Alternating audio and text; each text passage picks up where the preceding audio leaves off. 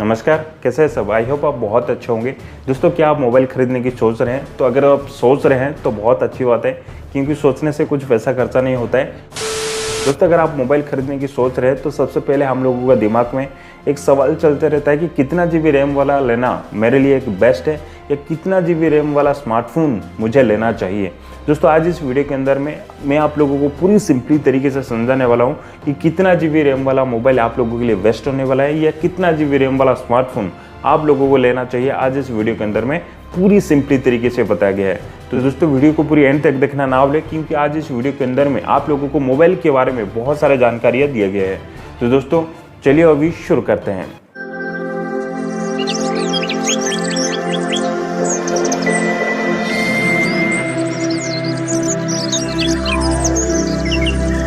Mobile खरीदने से पहले सबसे पहले आपको जानना होगा कि ये रैम है क्या, और स्मार्टफोन के अंदर रैम का काम क्या है, क्योंकि आज भी बहुत सारे लोगों को इसके बारे में बहुत अधूरी जानकारी है।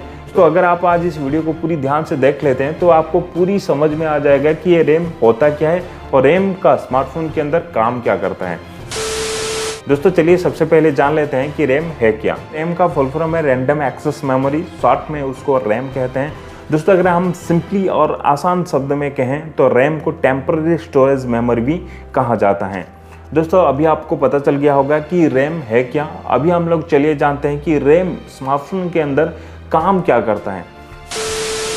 दोस्तों, कभी भी आप नोटिस किए होंगे कि जो भी डाटा ये एप्लीकेशंस लोडिंग होता है, या फिर हम लोग जब एप्लीकेशंस को ओपन करते हैं, वो सारे चीज़ें रैम स्टोर करके रखता है, क्योंकि आप उस डाटा या एप्लीकेशंस को बहुत फास्ट तरीके से यूज़ कर सकें। उससे अलावा दोस्तों, अगर आप मोबाइल चलाते वक्त एक एप्लीकेशंस के साथ बहुत सारे एप्लीकेशंस को चलाते हैं, एक एप्लीकेशंस को खोलकर फिर दूसरे एप्लीकेशंस को स्विच हो जाते हैं, इस तरीके से आप एक साथ में 3, 4 या 5, 6 एप्लीकेशंस को ओपन करके रख देते हैं और एक एप्लीकेशन से दूसरे एप्लीकेशन स्विच होते हैं, और ये सारी चीज़ें जितना तरीके से आप फास्ट तरीके से यूज़ करते हैं, ये सारी चीज़ें दोस्तों रैम से ही होता है। दोस्तों, उसको अगर हम लोग और भी आसानी तरीके से समझें तो अगर आप कोई मोबाइल के अंदर एप्लीकेशंस को ओपन कर लेते हैं, वो तब तक स्टोर होकर रहता है रैम के अंदर जब तक आप उस एप्लीकेशंस को क्लोज नहीं कर देते या बंद नहीं कर देते हैं।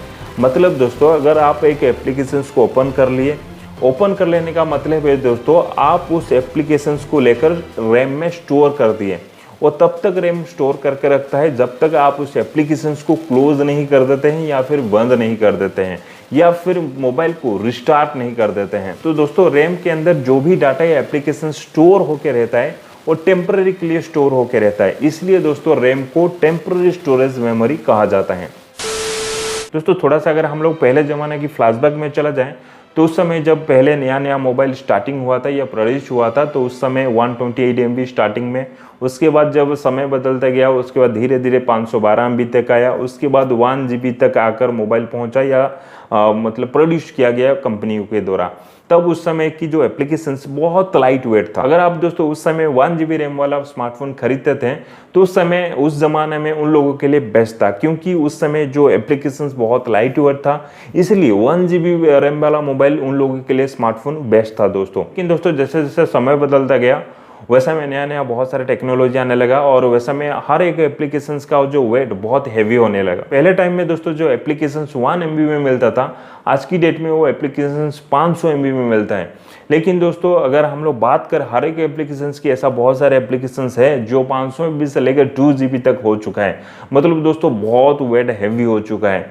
तो वैसा में अगर 1 GB मोबाइल रैम वाला मोबाइल लेना है, तो अगर आप सोच सकते हैं कि किस तरीके से प्रभाव पड़ेगा आपका मोबाइल के अंदर। दोस्तों, हर एक कंपनी आज प्रोवाइड कर रहे हैं 4G रैम वाला मोबाइल, क्योंकि दोस्तों जो आजकल गेमिंग के प्रति बहुत सारे लोगों का इंटरेस्ट बढ़ चुका है, बहुत सारे ऐसे एप्लीकेशंस आ चुके हैं, बहुत सारे लोग आज रील्स बनाने लगे हैं, यूट्यूब चलाने लगे हैं, फेसबुक, ट्विटर वगैरह वगैरह बहुत सारे एक एप्लीकेशंस आ चुके हैं, जिसकी वजह से हर एक कंपनी सोचे कि 4 GB रैम अप्रोक्स होना चाहिए एक मोबाइल के अंदर। इसलिए दोस्तों हर एक कंपनी अभी 4 GB रैम वाला स्मार्टफोन स्टार्टिंग में ही प्रोवाइड कर देते हैं, उसके बाद जाकर अलग अलग कैटेगरी में ये रैम को डिवाइड किया जाता है। तो दोस्तों ऐसा में आप लोगों का मन में एक सवाल उठ रहा होगा, अगर 4 GB रैम वाला स्मार्टफोन हम लोगों के लिए बेस्ट है तो ऐसा में हर एक मोबाइल के अंदर अलग अलग रैम क्यों होता है? क्योंकि दोस्तों हर एक कस्टमर का जो सैटिस्फैक्शन अलग अलग होता है। हम लोगों के लिए जो एक मिडिल क्लास लोगों के कैटेगरी में क्या होता है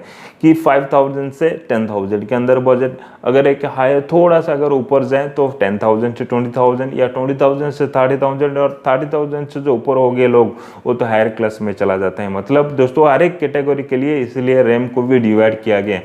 हर एक कस्टमर को सैटिस्फैक्शन मिले, कंपनी का जो ग्रोथ है वो भी बढ़े, इसलिए दोस्तों कंपनी वाला ने हर एक लोगों के लिए कैटेगरी में रखा कि 4GB, 6GB, 8GB, 16GB। आज की डेट में दोस्तों अगर हम लोग बातें करें 128GB रैम वाला मोबाइल भी आ चुका है और 64GB रैम वाला भी मोबाइल आ चुके हैं। मतलब अभी हर एक कैटेगरी लोग के लिए अभी मोबाइल अवेलेबल है। इसलिए दोस्तों हर एक लोग को देखकर, हर एक कस्टमर को देखकर मोबाइल वाला ने या कंपनी वाला ने कैटेगरी को सेपरेट कर दिया, इसलिए अलग अलग रैम को डिवाइड किया। मतलब जो बजट के हिसाब से रैम को रखा गया है, जो 5000, 6000, 7000, 8000 के अंदर 4GB रैम और 10000 के जो ऊपर वाला मोबाइल है उसके अंदर आप लोगों को अप्रोक्स 6GB या 8GB तक मिल जाता है। इसलिए दोस्तों हर एक मोबाइल के अंदर अलग अलग रैम होता है।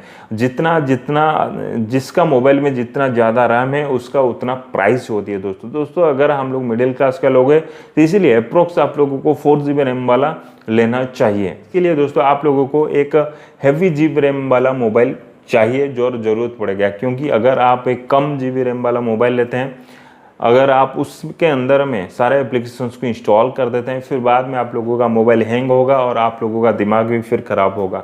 अगर आप स्मूथली के हिसाब से चलाना चाहते हैं मोबाइल को तो आप 4GB रैम या फिर अप्रोक्स 8GB रैम वाला मोबाइल खरीदें, वो आप लोगों के लिए बेस्ट होगा। वो आप लोग स्मूथली के हिसाब से चला सकते हैं मोबाइल को।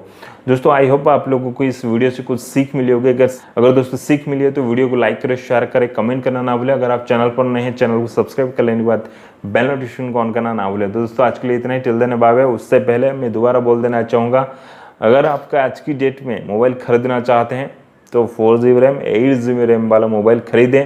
आप लोगों को इस वीडियो के अंदर में पता चल गया होगा कि रैम क्या है। दोस्तों रैम ही सब कुछ है मोबाइल के अंदर। आपका रैम कभी भी फुल हो जाता है तो आप कभी भी नोटिस क्यों होगी कि आपका मोबाइल भी स्लो हो जाता है। इसलिए दोस्तों क्योंकि आपका एप्लीकेशंस हैवी हो चुका है रैम के अंदर, तो इसीलिए आप ऑलवेज आपका जो रैम को फ्री रखें। जितना फ्री रखेंगे उतना आपका मोबाइल जो एप्लीकेशंस का जो एक साथ में आप मल्टीपल एप्लीकेशंस को चलाते हैं वो स्मूथली या फ्रीली चलेगा। अगर आप पूरा रैम को फुल कर देंगे तो वैसा में आपका मोबाइल हैंग होने लगेगा और आप स्मूथली नहीं चला पाएंगे।